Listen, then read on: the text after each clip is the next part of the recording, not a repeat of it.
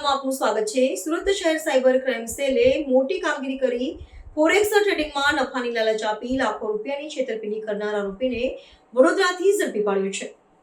મળતી માહિતી મુજબ આરોપીઓએ ફરિયાદીને botlfa.me નામની વેબસાઇટ મારફતે ફોરેક્સ ટ્રેડિંગમાં રોકાણ કરાવ્યું હતું અને મહિને 5 થી 6% નફો મળશે તેવી લાલચ આપી ટુકડે કુલ રૂપિયા 56.92 લાખ અલગ અલગ બેંક ખાતાઓમાં ટ્રાન્સફર કરાવી છેતરપિંડી આચરી હતી।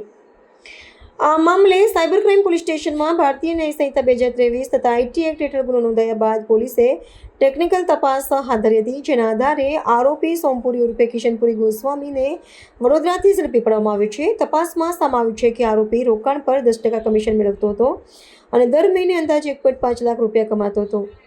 આ ગેંગના અન્ય આરોપીઓમાં દીપક ગોસ્વામી અને દુબઈમાં રહેલો મુખ્ય સૂત્રધાર લવિશ ચૌધરીનો પણ સમાવેશ થાય છે। આરોપીએ દુબઈ અને બેંકોક સહિત કુલ 18 વખત વિદેશ પ્રવાસ કર્યા હોવાનું પણ ખુલ્યું છે। ઉપરાંત તપાસમાં જાણવા મળ્યું છે કે જે બેંક ખાતામાં રકમ ટ્રાન્સફર કરાઈ હતી તે ખાતાઓ સામે દેશભરમાં કુલ 50 ફરિયાદો નોંધાઈ છે અને 10 કરોડ રૂપિયા 2,76,635 રૂપિયાની છેતરપિંડી સાથે જોડાણ બહાર આવ્યું છે। હાલ પોલીસ આરોપી સામે કાયદેસરની કાર્યવાહી હાથ ધરી અને આરોપીઓની શોધખોળ શરૂ કરી છે। ફોરેક્સ ટ્રેડિંગમાં ઇન્વેસ્ટ કરવાથી વધારો નફો મળશે એમ જણાવી ફરિયાદીથી 56,92,000 રૂપિયાની છેતરપિંડી કરનાર જે આરોપી છે એમની ધરપકડ સાયબર સેલ દ્વારા વડોદરા ખાતેથી કરવામાં આવ્યું છે। એમાં ખરેખર જે ફરિયાદી છે એમનો એક ઓળખીતા વ્યક્તિ હતું વડોદરાવાળો, તો એમની મારફતે એમને ખબર પડી કે આમાં અગર આપણે ઇન્વેસ્ટ કરીએ તો વધારે રિટર્ન મળશે, 6% દર મહિનાનું રિટર્ન એમને મળશે।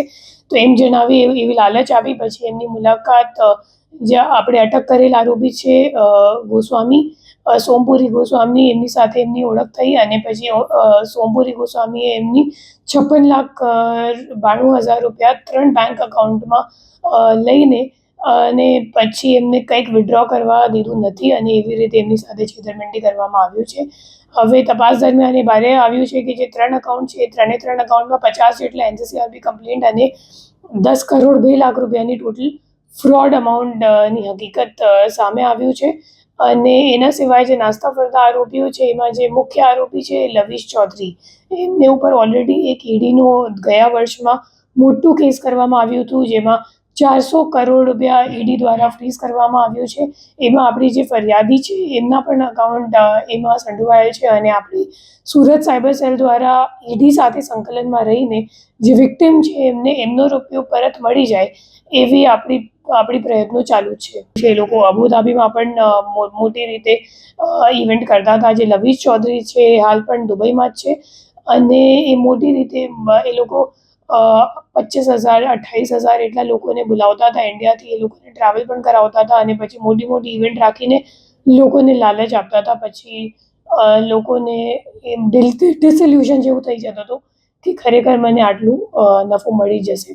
પછી હવે ગયા મહિનામાં જ્યારે હિમાચલ પ્રદેશમાં ઘણા બધા FIR નોંધવામાં આવ્યું ત્યારે ખબર પડી કે એ લોકો ખરેખર લોકો સાથે ફ્રોડ કરે છે અને પછી એની તપાસ ઈડીને સોંપવામાં આવી હતી। કેટલા લોકો અત્યાર સુધી આ ફ્રોડમાં આવ્યા છે? આપણી પાસે જે એક જ વિક્ટિમ આવ્યા છે એમની જે 3 એકાઉન્ટમાં પૈસા ગયા છે એ 3 એકાઉન્ટમાં 50 જેટલા એનસીસીઆરપી કમ્પ્લેન્ટ નોંધાયેલ છે અને 10 કરોડ જેટલાની ફ્રોડ આપણા કેસમાં સામે આવ્યું છે। એમ આપણે ઈડીની અગર તપાસ જોઈએ કેમ કે જે મુખ્ય આરોપી છે એ સેમ છે લવિશ ચૌધરી નામનું અને એમને વિરુદ્ધ રેડ કોર્નર નોટિસ પણ જાહેર કરવામાં આવી ગયું છે। આનો મુખ્ય રોલ શું હતો અને કેટલા ટાઈમથી કરતો હતો? આજે આપણો સોમપુરી ગોસ્વામી છે એ છેલ્લા 2023થી આ કામ કરે છે અને 2023થી એમની ટ્રાવેલ હિસ્ટ્રી પણ જોવા મળે છે કે ખરેખર ફ્રિકવન્ટલી દુબઈ ટ્રાવેલ કરતો હતો, પછી બેંકોક પણ પ્રવાસ કરતો હતો, વિદેશ પ્રવાસ,